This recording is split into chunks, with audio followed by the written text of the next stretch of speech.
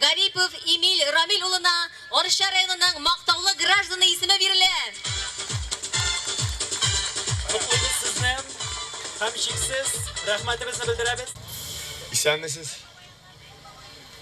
Bek zo'r rahmat Dilshod, bu mening uchun bek zo'r daraja. Rahmat kelganingiz uchun bayramlar bilan sizni.